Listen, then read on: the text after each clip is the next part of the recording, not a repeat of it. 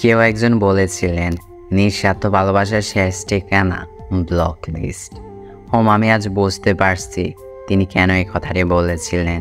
যার সাথে কথা বলার জন্য আমি সারাদিন অপেক্ষা করতাম, যার উপর রাগ করে আমি না খেয়ে থাকতাম, যার ভয়েস না শুনলে আমি ঘুমাইতেই পারতাম না, সে আজ আমাকে ব্লক করে রাখছে।